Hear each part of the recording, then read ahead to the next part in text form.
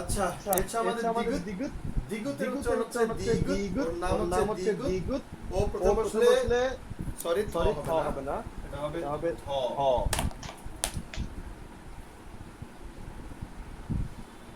ধ এবং দয়ের মাঝামাঝি। ও ধ হবে না, ও দ হবে না, ও হবে ঠিক মাঝামাঝি। ও দ একটা শক্তিশালী বর্ণ, ধ একটু লাইট। কিন্তু এটা যখন আমরা লিখবো, আমরা সরাসরি পুরোপুরিটা ভাবে দ বলবো না, আমরা এটা কি বলবো? ধ। ধর মতো উচ্চারণ করব, কিন্তু কিছুটা টাইপ দর মতো আমরা উচ্চারণটা যাব। আমরা যখন প্র্যাকটিসে যাব তখন আমরা বুঝতে পারবো। আচ্ছা, এর প্রথমে বসলে ধ বা দয়ের মতো, মাঝে মাঝে যেটা বসলে দয়ের মতো, আর নিচে বসলে এই যে বলেছিলাম আমার শেষের নামটাই হচ্ছে ওর ভাচ্চিমের উচ্চারণ ত। দিগুত কিভাবে লিখছি দেখেন, আমি কিন্তু এটা এভাবে লিখি নাই, এটা কিন্তু আমি এভাবে লিখি নাই। আমি লিখছি কি, আগে উপরে দাগ দিয়েছি, তারপরে নিচে দাগটা দিয়েছি।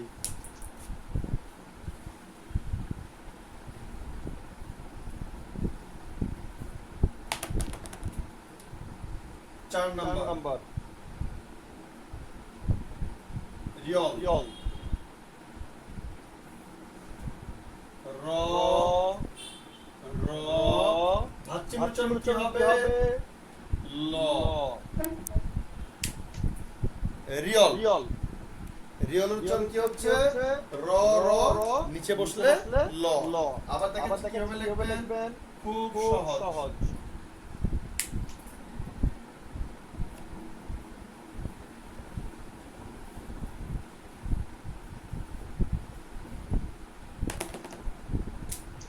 তার শুরুতে কি ছিল? র। শুরুতে ছিল র, মাঝে বা শেষে ছিল র, নিচে ছিল ল।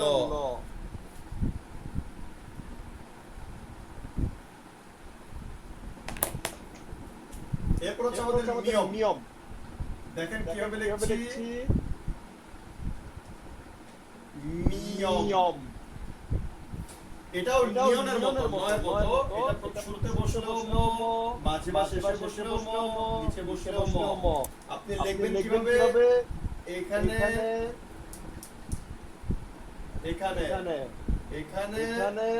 এভাবে। আপনি বলতে পারেন এভাবে লিখতে পারি। একই কথা আমি আপনাদের বাবার এক্সপ্লেনেশনে যাব না। আমি যেভাবে দেখাচ্ছি, ভালো লাগলে ফলো করবেন, ভালো না লাগলে অ্যাভয়েড করবেন। বাট আমি বলছি যদি আমাকে ফলো করেন তাহলে আপনার জন্য সহজ হবে। নিয়ম।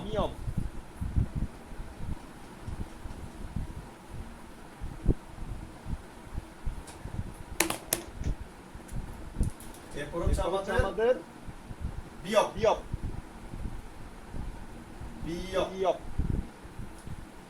প্রথমে বসলে হ এবং ব এর মাঝামাঝি একটা জায়গায় উচ্চারিত হবে। নিচে মাঝে বসলে ব, নিচে বসলে এই যে দেওয়া আছে আমাদের ভাচ্চিমের উচ্চারণ প। কিভাবে লিখবে আবার দেখাচ্ছি। সুন্দর করে বক্স থাকে, তারপরে দাগ দিয়ে দেন। হয়ে গেল বিয়প।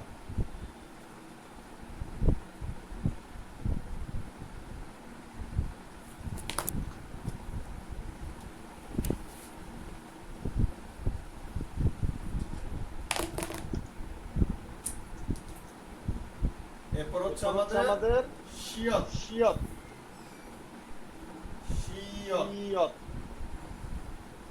শুরুতে বসলে ছয়ের মতো উচ্চারণ স। সালাম স্যার, আসসালামু আলাইকুম স। মাঝে বা শেষে বসলে স, নিচে বসলে কি হবে? এখানে কি আছে? ত। শিয়ত। এই শব্দটা ম্যাক্সিমাম সময় আমাদের স্টুডেন্টরা ভুল করে। যেমন ধরেন, কোরিয়াতে সবচেয়ে বেশি ব্যবহৃত বাক্যটা হচ্ছে আন্যং হাসেয়ো। হাসেয়োর সাথে কিন্তু শিয়ত আছে। আমাদের বাংলাদেশি স্টুডেন্টরা বেশিরভাগ সময় ফলো করতে গেলে দেখবেন, খেয়াল করবেন, তারা বলে আন্যং হাসেয়ো। যারা কোরিয়ান ড্রামা দেখেন তারা হয়তো শুনতে অভ্যস্ত যেটা আন্যং হাসেয়ো। কিন্তু আমি প্রায় সময় খেয়াল করে দেখতাম আমার স্টুডেন্টরা বলতো আন্যং হাসেয়ো, যেটা কিনা কানে খুব লাগে। তো এটা হবে আন্যং হাসেয়ো, স এর মতো। এইটার উচ্চারণ স, কোনভাবে এটা কখনোই স্বর মতো উচ্চারণ হবে না। যদিও আপনারা বইয়ের মধ্যে দেখবেন এটাকে তারা লেখা রাখছে কি, এটার নাম, এটা উচ্চারণ হচ্ছে স, ভুলেও এই ফাঁদে পা দেবেন না। এটা উচ্চারণ বানান এটা কিসের মতো উচ্চারণ হবে বুঝি নাই। এটা হবে সর মতো স, যেমন আসসালামু আলাইকুম, আসসালামু আলাইকুম। ওকে স্যার, তার মানে শুরুতে ছ, মাঝে বা শেষে স। মাঝে বা শেষে স, দন্তাস্বর মতো উচ্চারণ হবে। প্রথমে হবে আসসালামু আলাইকুম, এখানে কিন্তু আমরা বলি না আসসালামু আলাইকুম, একদম সহজে আমি ভেঙে দিলাম, এটা যাতে একবারই ভুল না হয়। নোফেল কি বলতে যাচ্ছেন? তার মাঝে বা শেষে এটা মানে দন্তাস্বয়ের মতো উচ্চারণ হবে না। রাইট। আপনাদেরকে কিন্তু আমি খুব সহজভাবে বোঝাচ্ছি যাতে ভুল না হয়। একবার এক্সপ্লেইন করে দিতেছি, চাইলে আপনারা এটাকে নোট করে রাখতে পারেন যে আসসালামু আলাইকুম এটার উচ্চারণ হবে। কারণ আমি আপনাদের গ্যারান্টি দিয়ে বলতে পারি দুদিন পর আপনার মনে থাকবে না এটা উচ্চারণ কি রকম হবে। তখন আপনি যদি আমার সামনে এসে আবার উচ্চারণ করেন স আসসালামু আলাইকুম, তাহলে কিন্তু আমি বেঞ্চের উপরে দাঁড় করা রাখবো। ওকে।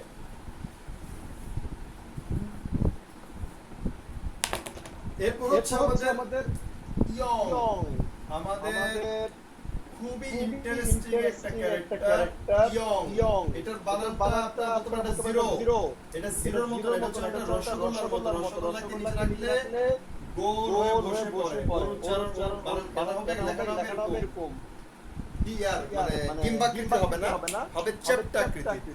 কিন্তু ছোট করে যাতে লেখেন সমস্যা নাই, বা সৌন্দর্য হবে একটু যদি চ্যাপ্টাকৃতিতে হয়, পাশাপাশি হয় ইয়ং।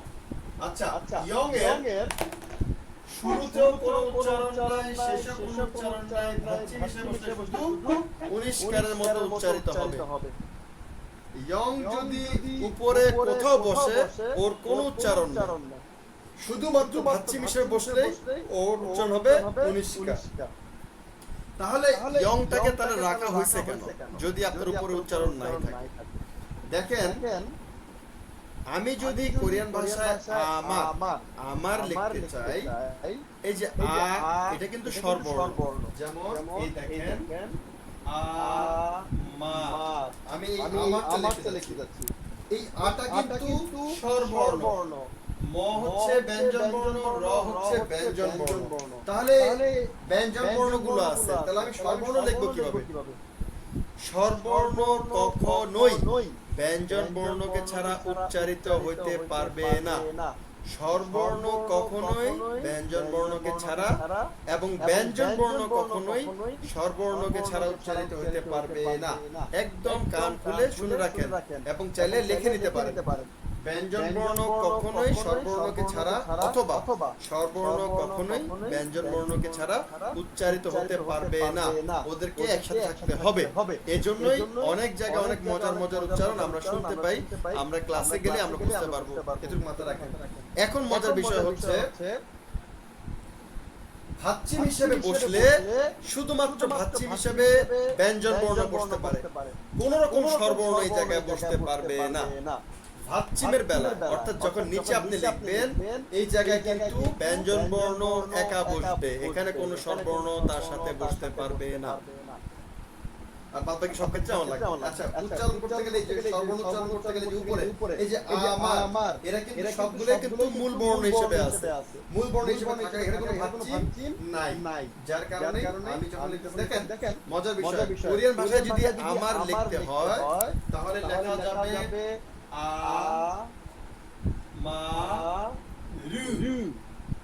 আমারু। দেখেন ওদের কিন্তু আমার লেখার কোনো সুযোগ নাই, কারণ কি আমার রয়ের সাথে কিন্তু আমার কোনো স্বরবর্ণ নাই। কিন্তু আমি মাত্র বলছি আপনাদেরকে যে ব্যঞ্জন বর্ণ কখনোই স্বরবর্ণকে ছাড়া, স্বরবর্ণ কখনোই ব্যঞ্জন বর্ণকে ছাড়া উচ্চারিত হতে পারবে না। তাই ইয়ং উপরে বসাতে কোনো উচ্চারণ নাই, এই স্বরবর্ণটার উচ্চারণ হচ্ছে আ, ফলে ইয়ম আয়ের উচ্চারণ হচ্ছে আ। এটা হচ্ছে আমাদের নিয়ম। নিয়ম মানে ম, ময়ের সাথে আ, ময় আকারে মা, আ মা। এখন লিখবেন আপনার র, র লিখবেন কি হবে? র লিখতে গেলে তো আপনি উ দিতে পারবেন না, কিন্তু আমি তো বলছি মূল বর্ণে কখনোই ব্যঞ্জন বর্ণ বা স্বরবর্ণ একে অপরকে ছাড়া লেখা যাবে না, তাই ওর সাথে একটা স্বরবর্ণ থাকতে হবে। এখন আমি সাথে কি দেব? আমারা নাকি আমার, নাকি আমারি, নাকি আমারু, কোনটা সবচেয়ে অ্যাপ্রোপ্রিয়েট হয়? খেয়াল করে দেখবেন এই আমারু এটা সবচেয়ে অ্যাপ্রোপ্রিয়েট হয়। এখন আপনাদেরকে আমি বলছিলাম এই যে উ আর এই উ এর পার্থক্যটা কি আপনাদেরকে আমি এর সাথে এক্সপ্লেইন করব পরে। এই দুইজনের পার্থক্যটা কি?